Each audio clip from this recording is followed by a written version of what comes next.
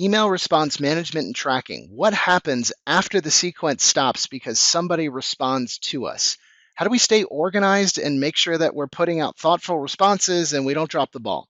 Well, the first thing is if we are using Gmail, which I'm recommending in this course to stay organized, we can use labels within our inbox. We have positive, neutral, maybe, rejected, follow up, on hold.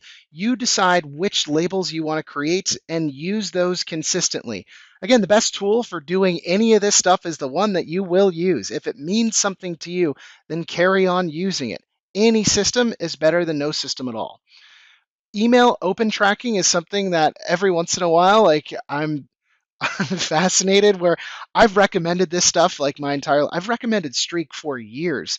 And I was just having a beer with an old friend, and they were telling me about how Streak has allowed them to see their email being passed through hundreds of people within a single organization. It is baffling and mind blowing. The whole thing is Streak is free. You can literally see the opens and in many cases where they are opening from to give you an indication of, oh, lots of people are checking out my email. The only reason that would be happening is one, if it's a giant office joke and you're the butt of the joke, which is very unlikely, or two, they're interested in you and they're floating you around to different people and they're like, check this dude out or check this lady out. They're perfect for the job. Should we reach out to them? Should we schedule a meeting? Hey, what do you think of this person? If you can see that, then you are 10 steps ahead of anybody else. It is a free tool for G Suite Gmail users. Use it. The alternative to that is MailTrack. Please just try it. I don't know why people wouldn't do it. It also allows you to see if you're getting ghosted. If you know that your email has not been opened at all, then you know, like, hey, I need to send a follow-up.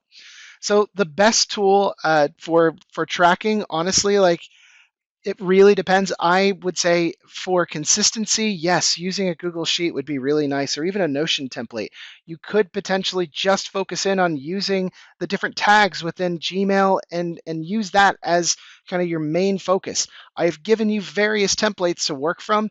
The best tool is the tool that you will use the most. And most of these outreach tools will at least tell you how many of these emails resulted in a response. You could also see how many are opens and clicks, but that would give you some indication as to where you are going within the process of potentially getting that meeting, the job interview, and potentially the job at some point.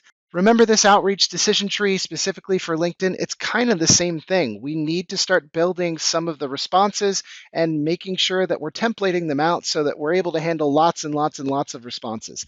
I save reusable templates when I spend way too much time crafting an email. That thing goes into my cold email outreach template solution. So I have lots of that stuff. You have already seen the stuff that I've done for email templates for LinkedIn. If we open this up, you have at least the ability to see some of my outreach stuff. Are they really long messages? Yes. Do they need to be that long? Probably not. Could you use a prompt to make them better? Absolutely yes.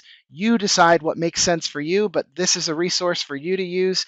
And again, just so we're on the same page, the green is the company, the yellow is you, and you can build templates endlessly off of this. I have already given you access to LinkedIn connection templates, so we're not doing that. Um, so basically, the whole idea here is trying to template out everything that you can.